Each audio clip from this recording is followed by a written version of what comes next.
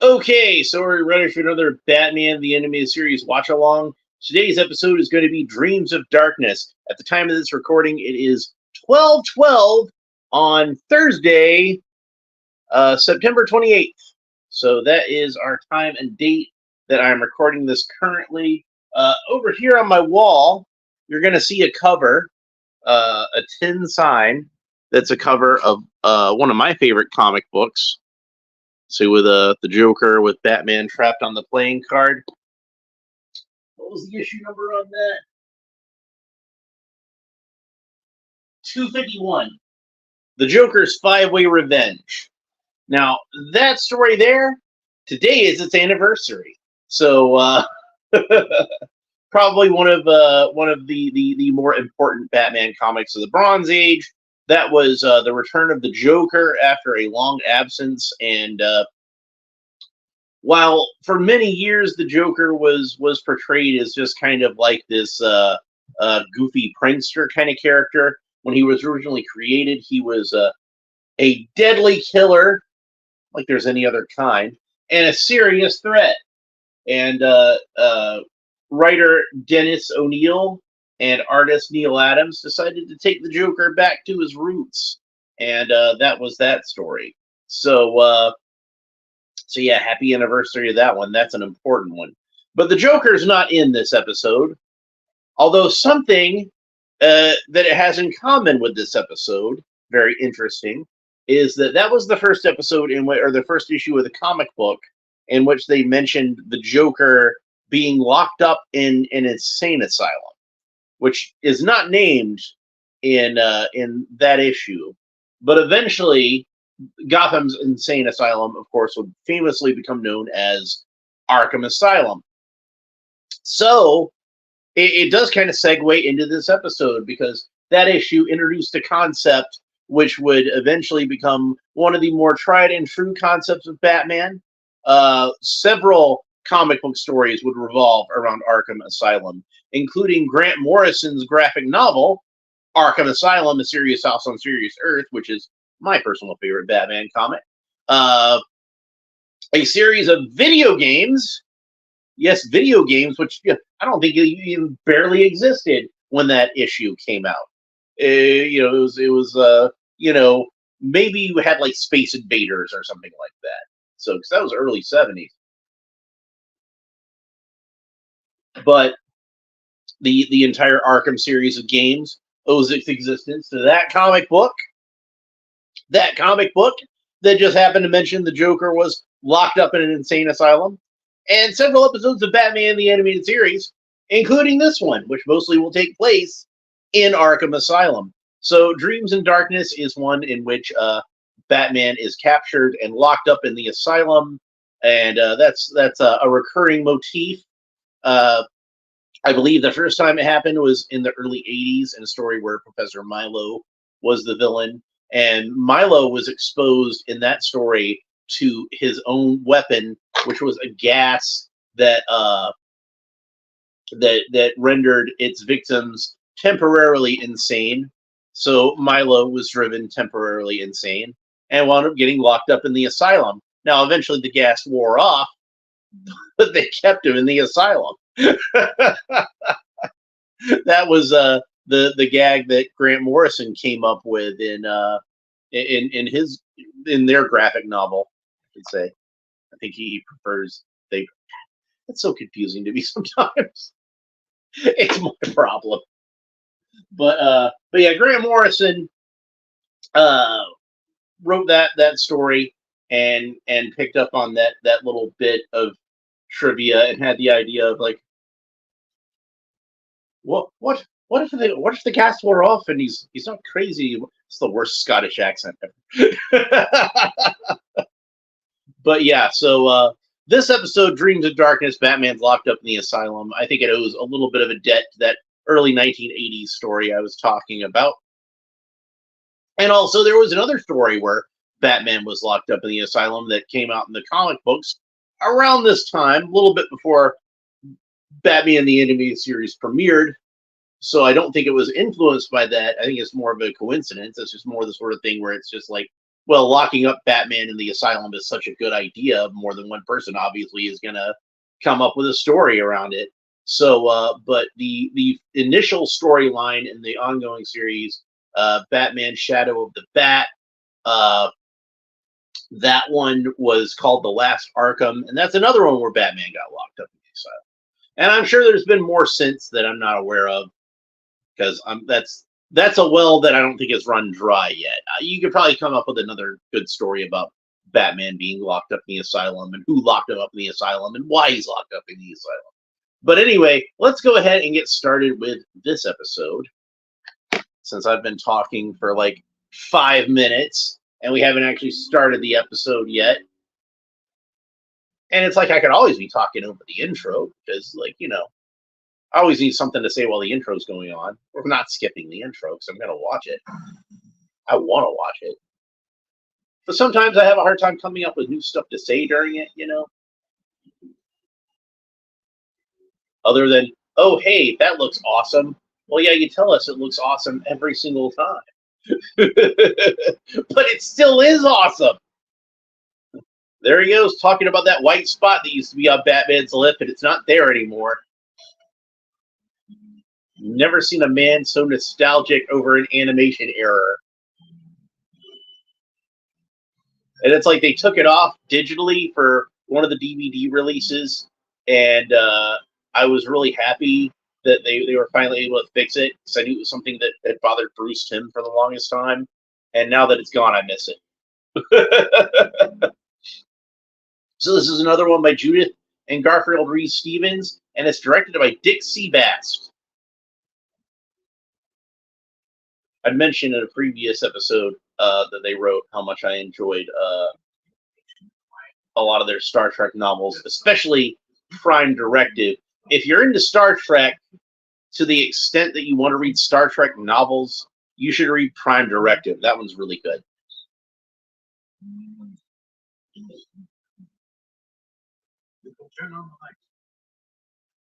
Batman locked up in the asylum. A straitjacket, even. Haven't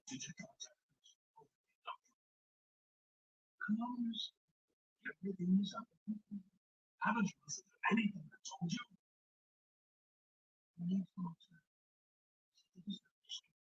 Don't follow you! We don't have any more time.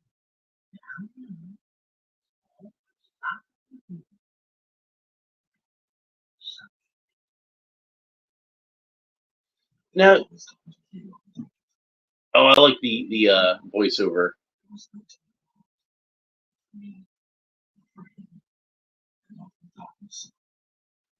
As long as it remained trapped in our, there was nothing to do except wait for the end. And it's like anything that gives us more Kevin Conroy is good. Something big was going to happen.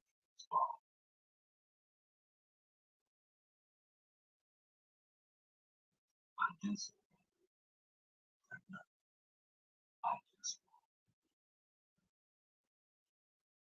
Well, don't feel bad. At least you didn't get both cities flooded.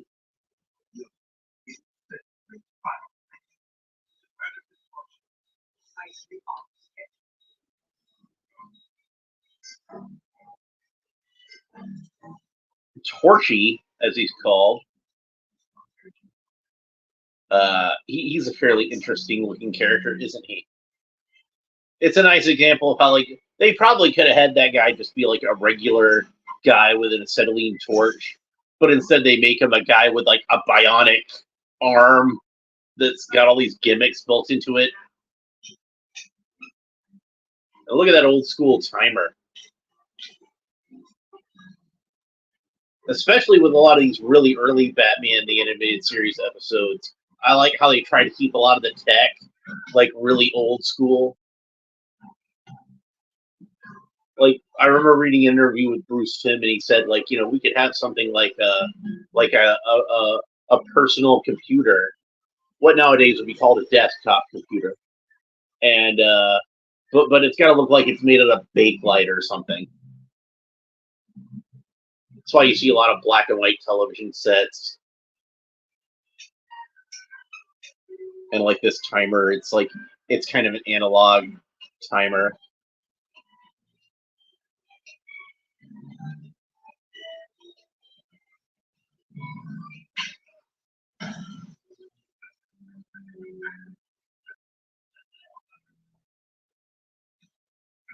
Like he's got that like I said, that sort of bionic arm, but it's like this sort of Art Deco looking bionic arm with different things that flip out of it.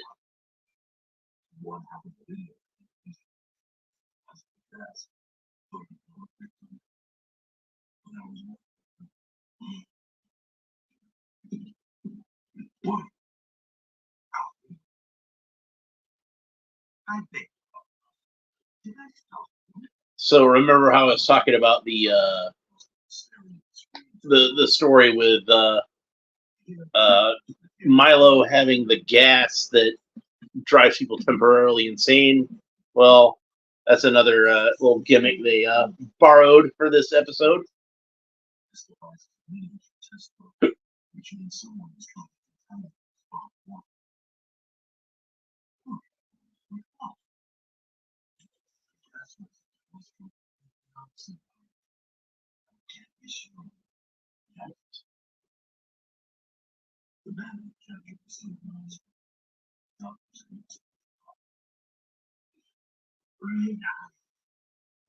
Man, that thing does not look comfortable the way it's clamped around his forearm like that. You can see like the skin all bulged up and wrinkled.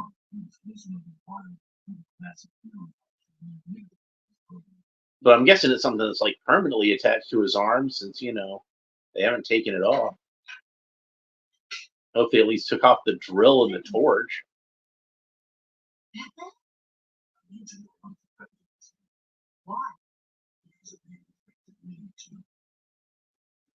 Hmm.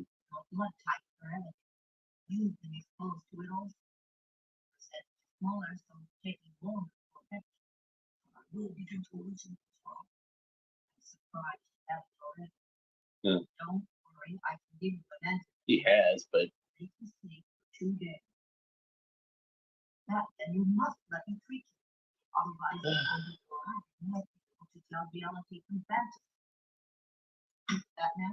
Batman again pushing himself harder, putting his own health at risk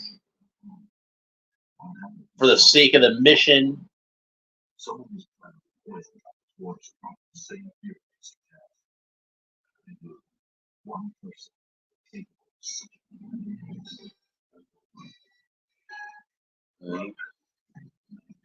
Hallucinates Robin out in front of him. Wrecks the Batmobile. And it's one of those things where it's like, what's Batman supposed to do in this situation? Like, he could, you know, take the antidote and go to sleep, but who's going to deal with the threat?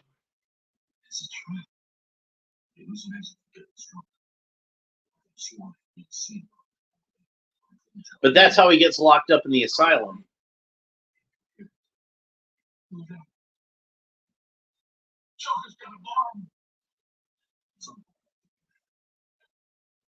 Now, oftentimes when they do a story like this, it's a doctor who's secretly a supervillain or corrupt in some way. But in this story, Bartholomew actually is a well-meaning guy, and he actually is trying to help Batman out in this situation. But unfortunately, like as often the case, the road to hell is paved with good intentions.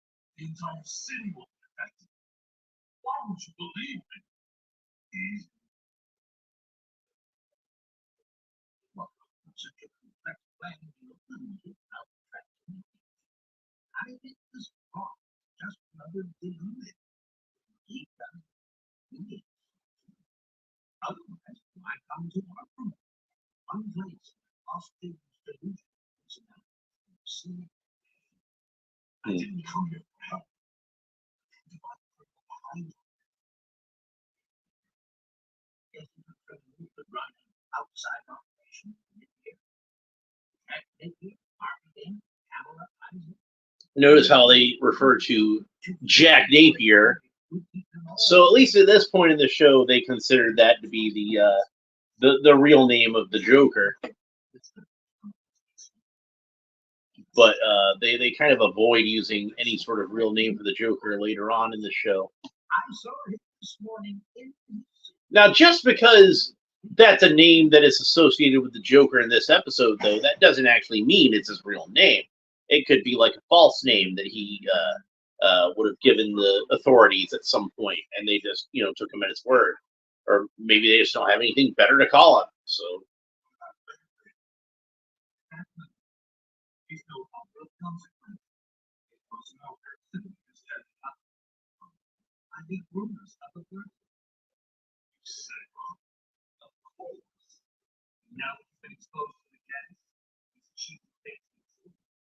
This is another one of those episodes where it's like they're kind of keeping him in the shadows, almost like they want to try to keep it a secret, but they already said he was the villain, and what we can see of him, he's obviously the Scarecrow.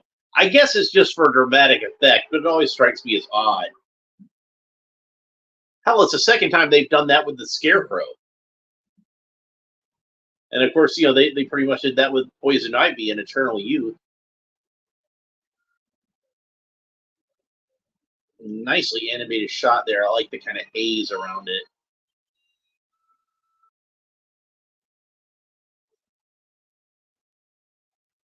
And this kind of nightmarish version of Gotham City.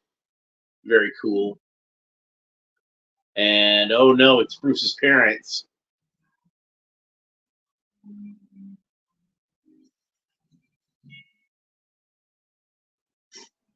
I really like how they did this. Very cool. So you see him walking towards the tunnel, and he's running to try to keep him from going down the tunnel. The city itself closing in around him, trying to stop him.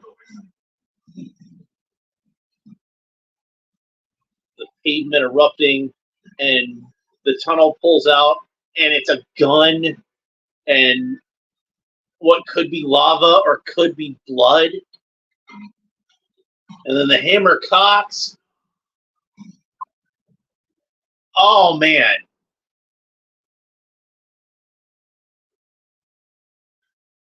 The trauma of his parents' murder just affects him to this day. Because I was disturbed. Bitterness there. I love that.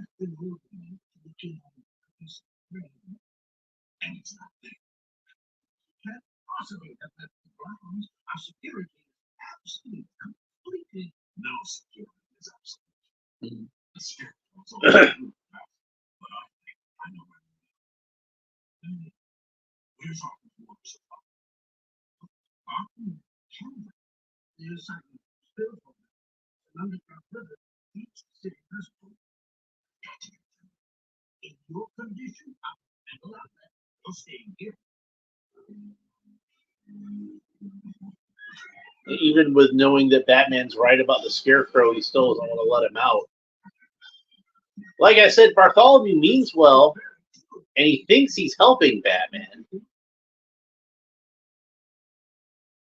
But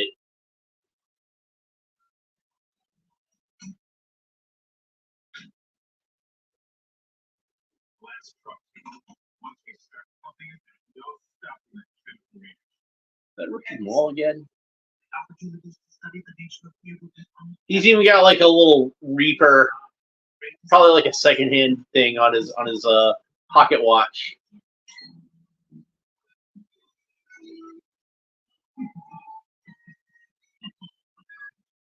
And of course, that scythe would become very much associated with the Scarecrow. It would become like kind of usually the main weapon when we'd see the Scarecrow.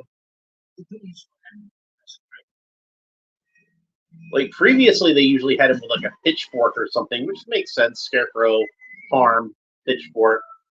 But that scythe, I think it's just for whatever reason it just works.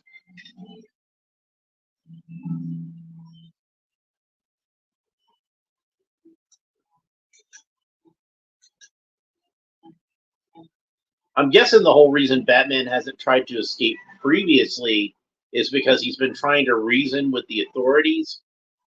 Because we've seen Batman escape from like easier or more difficult traps than this.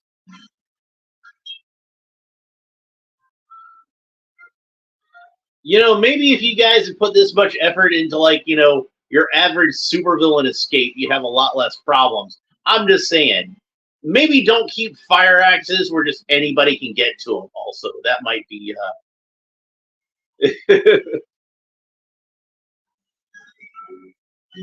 I don't know. When I was a kid, like I really liked the Lethal Weapon movies, and I always liked. I think it was Lethal Weapon 2, where Riggs can dislocate his shoulder and get out of a straitjacket.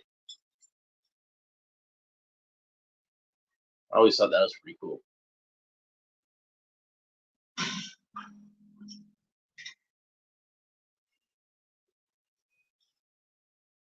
Instrumental music. Now, of course, in the comics, it was established long before Grant Morrison. It was established in an issue of Who's Who. It was actually what inspired Morrison to write Arkham Asylum. That there's another one where they didn't really get Mark Hamill to do the Joker's voice.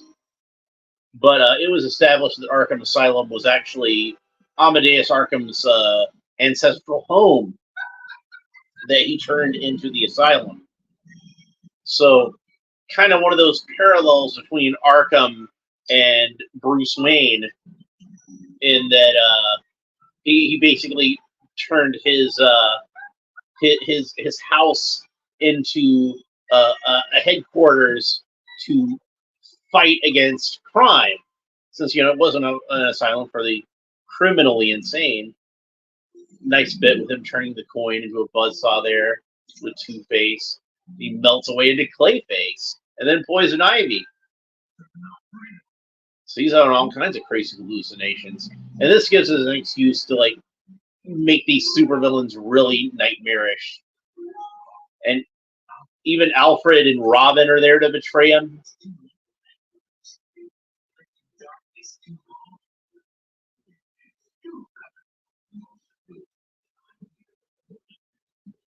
So one of the bits that I really liked in the Jeff Johns written Earth One graphic novel, and they put this into the movie of the Robert Pattinson Batman movie too, which I like this bit, is the idea that Martha Wayne. In the regular comics, they usually make her maiden name Kane, which I don't really need to acknowledge that thief on anything. But in the Earth One graphic novels, Martha, her maiden name was Arkham, so he actually is tied back with this legacy of insanity. So I kind of liked that bit.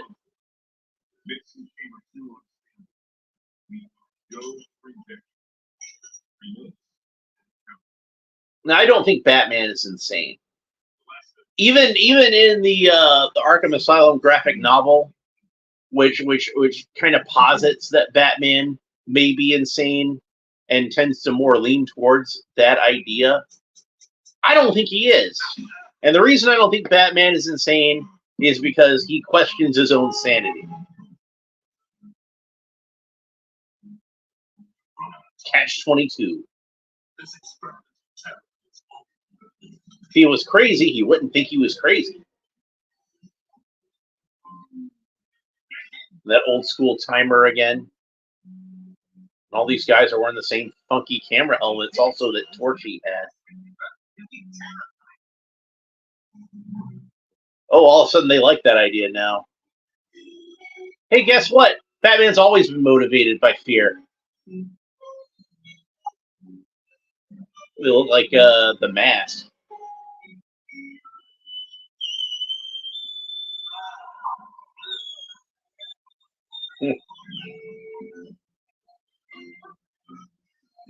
Cunning and resourceful.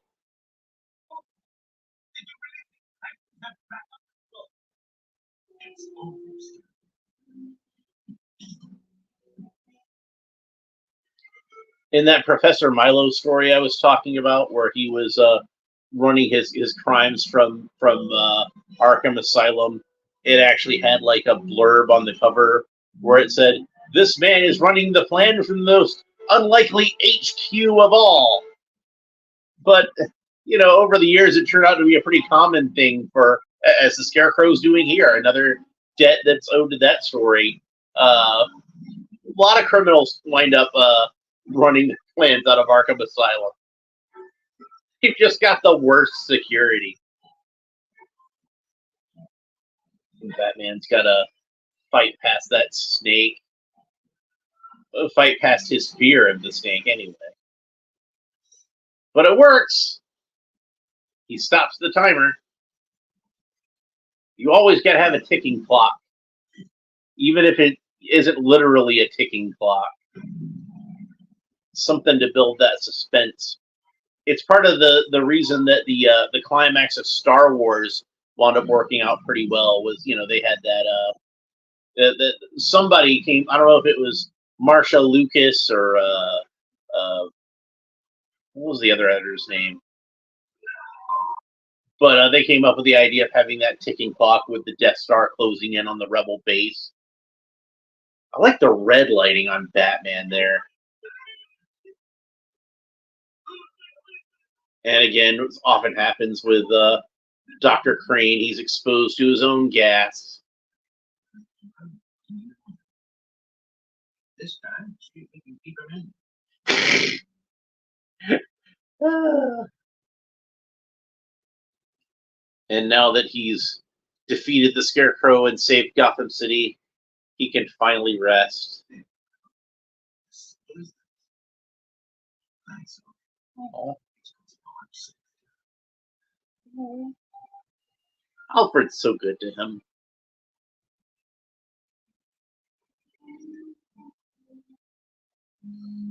Oh, that's a great shot with the bat and the shadow falling over him.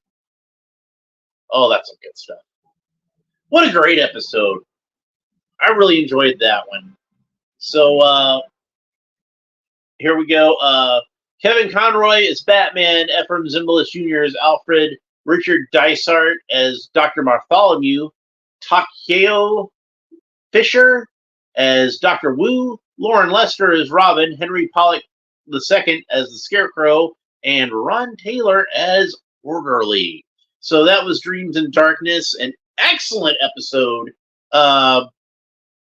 This is our third Scarecrow episode by this point, and I think it's easily the best one that we've seen from the Scarecrow so far. Sonny Anderson, loving this. Well, thank you. Yeah, I'm loving it too. Really enjoying watching these episodes with you guys. If you like this one, there's more that I've done, so you can go back and check those out. Look under the live section on my channel. And also, I've got a playlist set up with all the other episodes. So, but man, what a great episode that was. So the first episode with the Scarecrow was a really good episode, and I think had a lot of really good character stuff for Batman, and I think did a really good job of establishing the Scarecrow. The second one, Fear of Victory, that one was a good episode. It was a solid episode, but to me, it's kind of like a typical sort of action adventure thing. Whereas this one, I think, managed to dip even more into Batman's psychological makeup and what makes Batman tick, what makes Batman Batman, and that was really good. I liked a lot of the stuff with seeing the kind of nightmarish version of the traumatic, not the usual where you get the Joe Chill shoots the Waynes and you see the pearls fall and all that kind of stuff. There's only so many ways you could do that, and they found a way to I imagine part of it also is you can't actually show somebody getting gunned down, so they have to find different ways to show it on an animated version. And the bit with the Waynes walking into the tunnel and then the tunnel breaking loose from the earth and it's the gun. Oh man, that's it's just so awesome. I love it so much. And this episode just says a lot about Batman's character with a lot of those hallucinations and just the fact that Batman's a guy who has to push himself, you know, even when he knows that he's exposed to this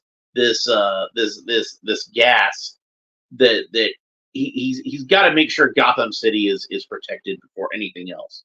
So so yeah, and then oh the scene at the end where Alfred inoculates him and he can finally sleep and get this stuff out of his system. It's Alfred is great.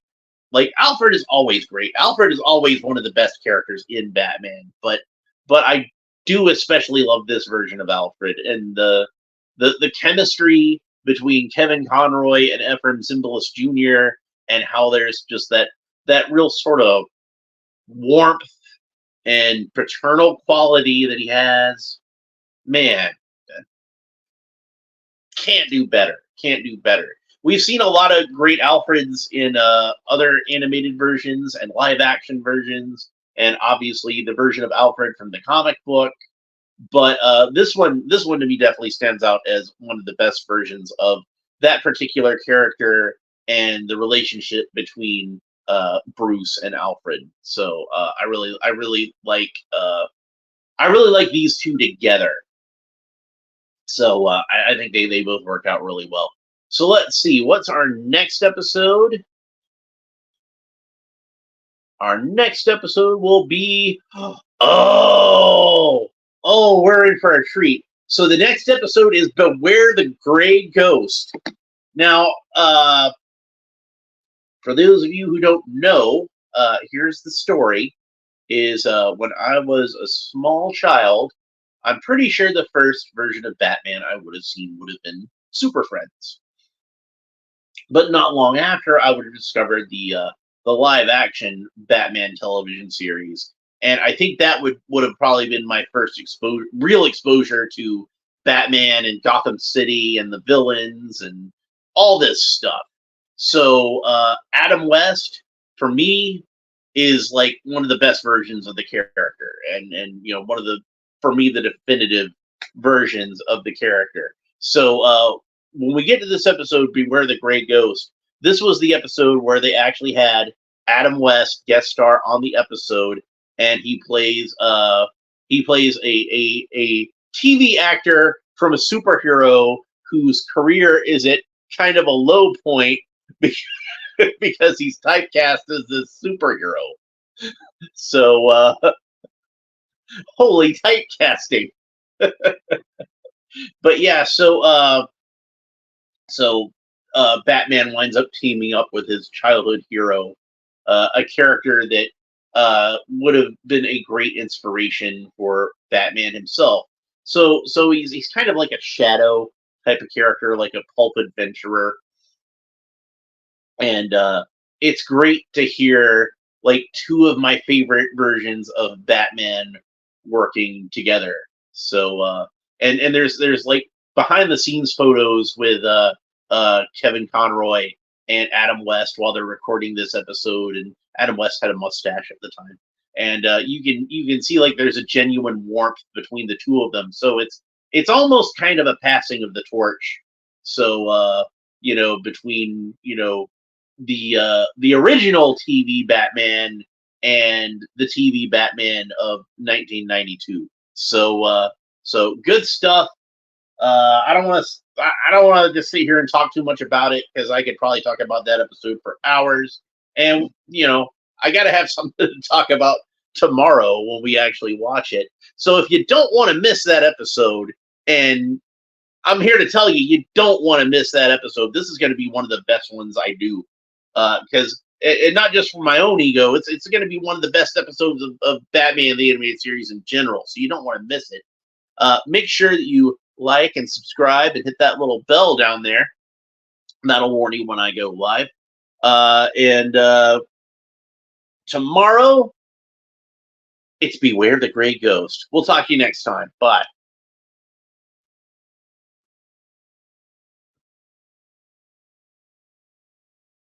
Did you end the stream?